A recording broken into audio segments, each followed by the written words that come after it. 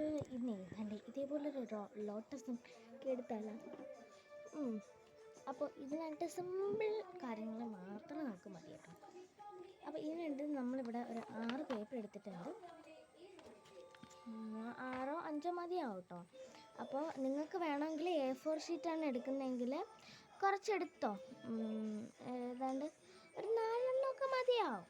അപ്പോൾ ഇതിപ്പോൾ ഞാൻ നോട്ട്ബുക്കിൻ്റെ പേപ്പേഴ്സാണ് എടുത്തിട്ടുള്ളത്. അപ്പോൾ ഇനി നമുക്കിത് എന്താ ചെയ്യേണ്ടതെന്ന് വെച്ചാൽ നമ്മൾ ഇതേപോലെ ഒരു പേപ്പർ എടുക്കുക, 1 2 എടുക്കുക. ശേഷം ഇത് ഇതേപോലെ ഞാൻ കാണിക്കുന്ന പോലെ 2ആയിട്ട് മടക്കുക. എന്നിട്ട് അതിനെ വീണ്ടും പകുതിയാക്കി കൊടുക്കുക. ഇപ്പോൾ കീറിപ്പോയിട്ട് ഉള്ളതുകൊണ്ട് ഞാൻ ഇത്രയും അകത്തിയിട്ടാണ് കേട്ടോ മടക്കുന്നത്. വേണമെങ്കിൽ നമുക്ക് ഈ പാട്ട് വേണമെങ്കിൽ കട്ട് ചെയ്ത് കളയാം.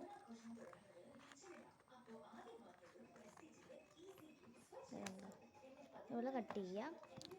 ഇനി ഇതിനെ വീണ്ടും 2ആയിട്ട് മടക്കുക. അങ്ങനാക്കി എടുക്കുക. ഇനി ഇതിൽ നമ്മളൊരു വട്ടം വരച്ചിട്ട് അതൊന്ന് കട്ട് ചെയ്തെടുക്കുക. അപ്പോൾ വട്ടം വരയ്ക്കാനായിട്ട് നമുക്ക് ഒരു ഗ്ലാസ് എന്തെങ്കിലും എടുക്കാം കേട്ടോ. എന്നിട്ട് ഒരു വട്ടം വരച്ചില്ലേലും കുഴപ്പമില്ല, കറക്റ്റ് വട്ടം വേണമെന്നില്ല കേട്ടോ. ഒരു വട്ടത്തിൻ്റെ ഒരു ഊഹം വെച്ചിട്ട് നമുക്ക് വരച്ചാലും മതി കേട്ടോ. വരച്ചു കൊടുക്കുക. അപ്പോൾ തന്നെ നമുക്ക് ഇങ്ങനെ കിട്ടും. ഇനി ഇത് നമുക്കൊന്ന് വെട്ടിയെടുക്കണം. അപ്പം വെട്ടിയെടുത്തിട്ട് കാണാം കേട്ടോ.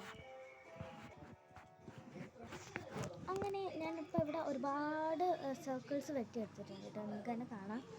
ഏതാണ്ട് 48ഓളം സർക്കിൾസ് ഞാനിപ്പോൾ ഇവിടെ വെട്ടിയെടുത്തിട്ടുണ്ട് കേട്ടോ. ഇനിയിപ്പം ഇതിലും അധികം സർക്കിൾസ് വേണം എനിക്കറിയില്ല. അപ്പം നമുക്ക് നോക്കാം. അപ്പോൾ ഇത് നമുക്ക് ചെയ്യാൻ വേണ്ടിയിട്ട് കുപ്പി ഗ്ലാസ് വേണമെന്നല്ലേ ഞാൻ പറയുന്നത്. അപ്പോൾ എന്താ സുരക്ഷിതമായിട്ട് വെക്കണം, എവിടെയും കയറി തട്ടാതെ മുട്ടാതെയൊക്കെ നോക്കണം കേട്ടോ. ഇനി നമ്മൾ എന്താ ചെയ്യേണ്ടതെന്ന് വെച്ചാൽ വ്യക്തമായിട്ട് കാണുന്നുണ്ടോയെന്ന് എനിക്കറിയില്ല. ഈ ഒരു കുപ്പി ഗ്ലാസ് ഇവിടെ വെക്കുക. അതിന് ശേഷം ഒരു സർക്കിൾ എടുക്കുക. എന്നിട്ട് ഇതിൻ്റെ ഒരു ഭാഗത്ത് മാത്രം വെച്ചിട്ട് ഇതേപോലെ പകുതിക്ക് വെച്ച് ഇങ്ങനെ ഗ്ലാസ്സിൽ വെച്ചിട്ട് ഒന്ന് മടക്കി അമർത്തി കൊടുക്കുക.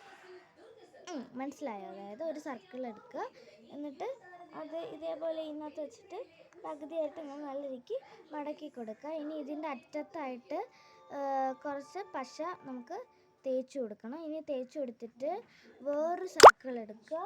എന്നിട്ട് ഇതിൻ്റെ ആ പശ തേച്ച അങ്ങോട്ടേക്ക് വെച്ചിട്ട് നമുക്ക് ഇത് ചെയ്ത് കൊടുക്കാം.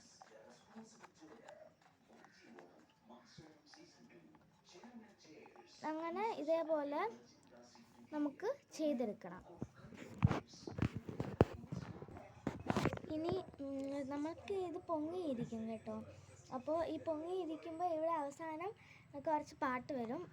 ഈ ഭാഗം നമ്മൾ 2 സൈഡും പശ തേക്കുക കേട്ടോ.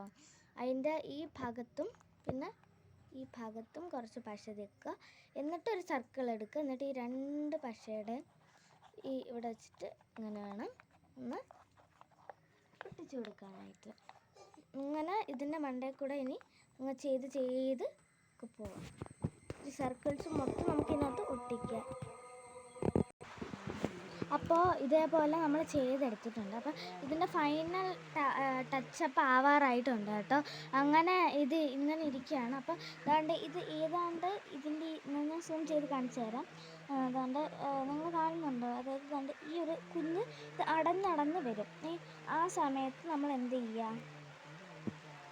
ഏതാണ്ട് അടയാറാവുമ്പോഴത്തേനും നമ്മൾ ഇത്ര വെച്ച് നിർത്തിയാൽ മതി. ഒരെണ്ണം കൂടെ വെച്ചിട്ട് പ്രസ് ചെയ്യുക. എന്നിട്ട് അത് എവിടെയാണോ തീരുന്നത് അവിടെയും കൂടെ പശ വെച്ചിട്ട് ഇങ്ങനെ ആക്കി കൊടുക്കുക. അല്ലെങ്കിൽ നമ്മളത് എടുക്കുമ്പോഴത്തേനും അതിങ്ങനെ പിരിഞ്ഞ് സർക്കിളായിട്ട് ഇങ്ങനെ എന്താ പറയുക, ഇങ്ങനെ നമ്മൾ ഈ അലങ്കരിക്കില്ലേ അതേപോലെയൊക്കെ ഇങ്ങനെ വട്ടത്ത് ഇങ്ങനെ താഴോട്ട് ഇങ്ങനെ വീഴും.